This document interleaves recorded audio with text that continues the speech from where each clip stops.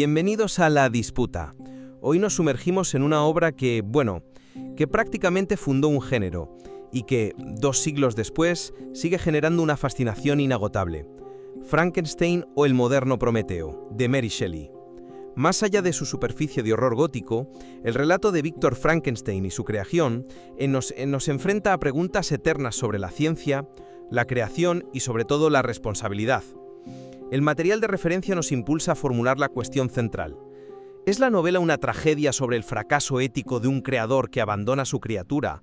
¿O es, en su raíz, una advertencia sobre la arrogancia de una ciencia que se atreve a cruzar límites que deberían ser infranqueables? Yo voy a defender que la novela es una crítica a la falta de responsabilidad del creador, no a la búsqueda de conocimiento en sí misma. Stein no es la causa de la tragedia, sino la consecuencia.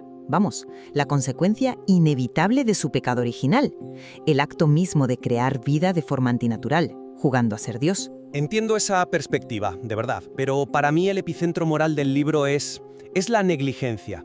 La catástrofe no se desata en el laboratorio, en el momento de la creación, sino en el instante inmediatamente posterior, cuando Víctor, horrorizado por la apariencia de su obra, la abandona a su suerte. El material de origen lo capta muy bien. La criatura al nacer es como una especie de niño pequeño al que hay que ir educando. Posee una mente en blanco, una potencialidad inmensa. Sin embargo, como bien señala la fuente, Víctor no tenía mucha paciencia para educarlo.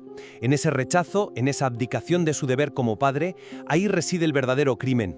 La novela es, ante todo, un estudio sobre el fracaso de la empatía.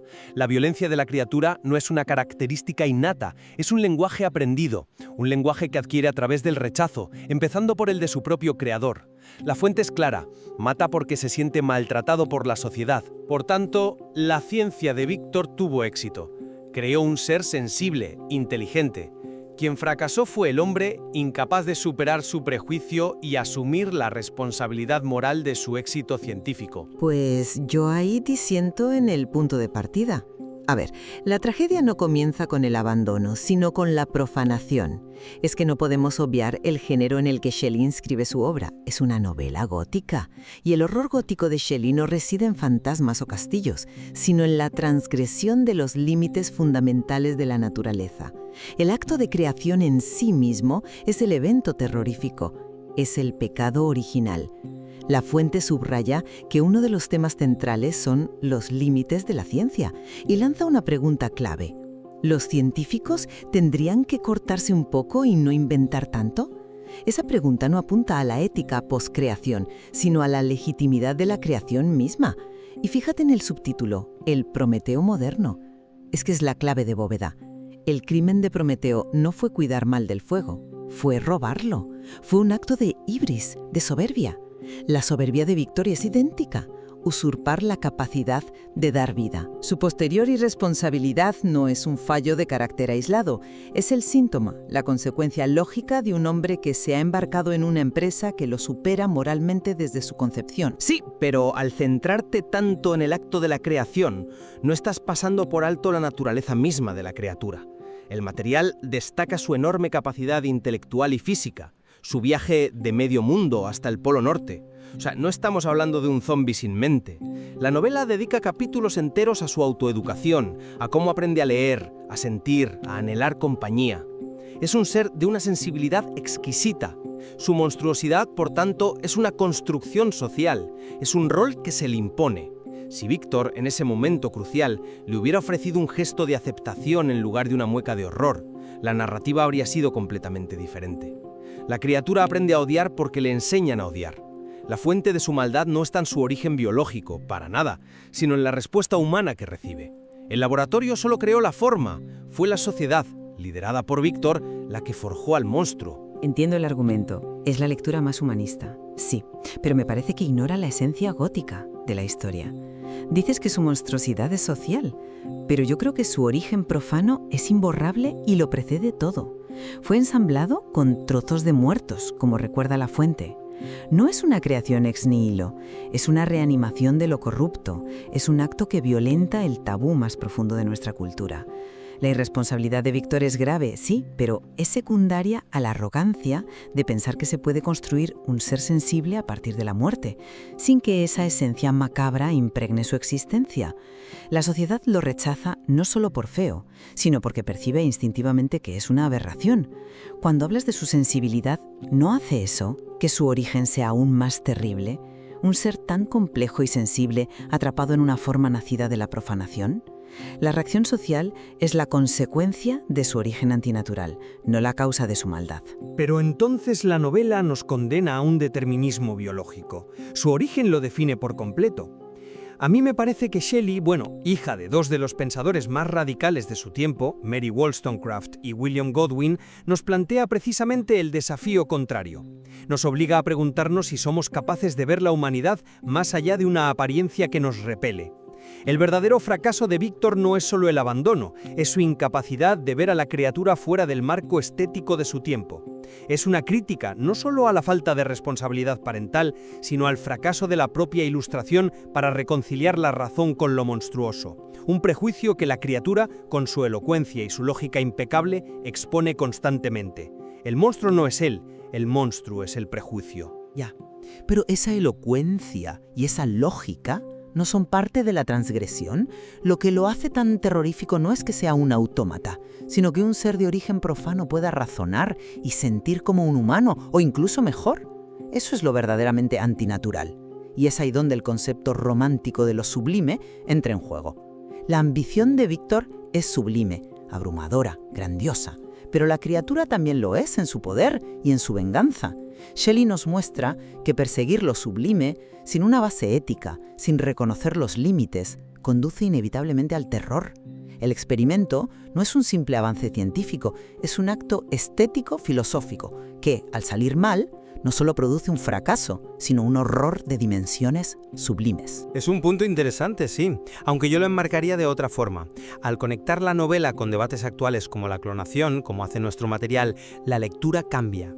El mensaje de Shelley, visto desde el siglo XXI, no parece ser una prohibición, sino una exigencia radical de responsabilidad. No nos dice no abráis esta puerta, sino si la abrís, debéis haceros cargo de lo que encontréis al otro lado. El debate sobre la ética científica que menciona la fuente es precisamente eso, la necesidad de que nuestra madurez moral crezca al mismo ritmo que nuestra capacidad tecnológica. El problema no es que Víctor sea un científico, el problema es que es un científico éticamente inmaduro. Un niño jugando con un poder que no comprende, no porque el poder sea malo, sino porque él es imprudente. Disculpa, pero esa interpretación me parece demasiado optimista y quizás una forma de tranquilizar nuestra conciencia moderna. La novela funciona como una advertencia visceral, un cuento con moraleja sobre puertas que deben permanecer cerradas. El horror que impregna cada página sugiere que hay conocimientos que la humanidad simplemente no está preparada para poseer. La pregunta que plantea la fuente ¿hasta cuándo se puede crear vida? Es retórica. Sugiere que debe haber un hasta cuándo, un límite claro. La flagrante responsabilidad de Víctor no es un fallo personal y anecdótico. Para mí, es la prueba empírica dentro de la ficción de que los seres humanos carecemos de la entereza moral para manejar este poder. Su fracaso es la demostración de que la ibris de Prometeo siempre, inevitablemente, conduce a la catástrofe. Pero esa visión asume que el conocimiento es inherentemente corruptor. Yo diría que Shelley no abogaba por cerrar puertas, sino por iluminar con ética y responsabilidad las habitaciones que abrimos. El problema no es la puerta, es entrar a oscuras. Fíjate en cómo trabaja Víctor, en secreto, aislado, consumido por una obsesión. Su ciencia no es colaborativa, es el acto solitario de un hombre que se esconde. ¿No es esa la verdadera transgresión? Una ciencia sin comunidad, sin debate, sin supervisión. Quizás si su trabajo se hubiera desarrollado en un entorno de diálogo, las salvaguardas éticas habrían surgido de forma natural. ¿De verdad crees que un proyecto como el suyo podría haber sobrevivido a la luz del día? A un comité ético. Buenas tardes, vengo a pedir financiación para ensamblar un hombre con trozos de cadáveres. Es impensable.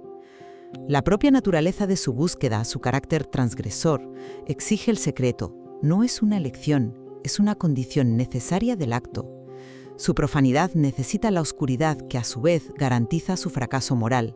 La irresponsabilidad no es un añadido, está inscrita en el ADN del proyecto desde que lo concibe. En ese caso, la historia es, en su nivel más profundo, una crítica a la sociedad que empuja a la clandestinidad cualquier avance que desafíe sus dogmas.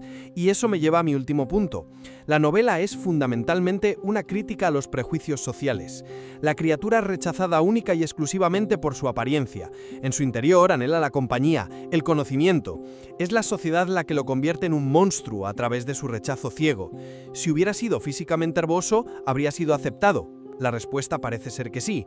Por tanto, el laboratorio es solo el punto de partida para una exploración mucho más amplia sobre la intolerancia y la superficialidad. La ciencia crea el cuerpo, pero es la sociedad la que crea el monstruo. No estoy convencida por esa línea, porque separa dos cosas que en la novela son inseparables. La crítica social, que es innegable, emana directamente de la transgresión científica inicial. No es un tema independiente. La sociedad lo rechaza, sí, por ser feo, pero su fealdad es la manifestación externa de su origen antinatural. Es la encarnación de un límite violado. La reacción social, aunque la novela la muestre como cruel, es una respuesta instintiva a algo que nunca debió existir. La raíz del problema, la causa primera de todo, sigue siendo el experimento del Dr. Frankenstein. La crítica social es una de las consecuencias en cascada del pecado original cometido en el laboratorio. Sin esa transgresión no hay rechazo social que analizar. El horror científico es la causa, el drama social es el efecto. Mi posición es que Frankenstein es una exploración profunda de la responsabilidad, tanto parental como científica. Para mí, y aquí creo que reside el corazón de la novela, la tragedia no está en el acto de creación, que es un triunfo del intelecto, sino en el estrepitoso fracaso del creador en proporcionar cuidado, amor y guía. La lección de Shelley, por tanto, no es temer al conocimiento, sino ejercerlo con un compromiso ético absoluto. Y yo mantengo que el núcleo de la novela es una fábula gótica sobre la soberbia científica. La obra de Shelley no solo pide responsabilidad, sino que cuestiona la legitimidad misma de ciertas búsquedas, sugiriendo que hay fronteras que no deben cruzarse. El fracaso de Víctor no es un simple error de juicio, es la consecuencia directa, predecible e inevitable de haber cometido una transgresión fundamental contra el orden natural de la vida y la muerte. Ambas perspectivas, desde luego, encuentran un fuerte apoyo en la complejidad de la obra de Shelley. Si el fallo central reside en el carácter defectuoso del creador o en la naturaleza intrínsecamente peligrosa de su ambición, bueno, esa sigue siendo la tensión que da a la novela su inmenso poder, más de 200 años después. Cierto. Y su relevancia perdura porque nos obliga, como sugiere el material de referencia, a debatir los límites y las responsabilidades de nuestra propia ciencia. Es una conversación tan vital y necesaria hoy, en la era de la inteligencia artificial y la ingeniería genética, como lo fue en 1818, y que sin duda continuará mientras la humanidad siga explorando las frágiles fronteras de lo posible.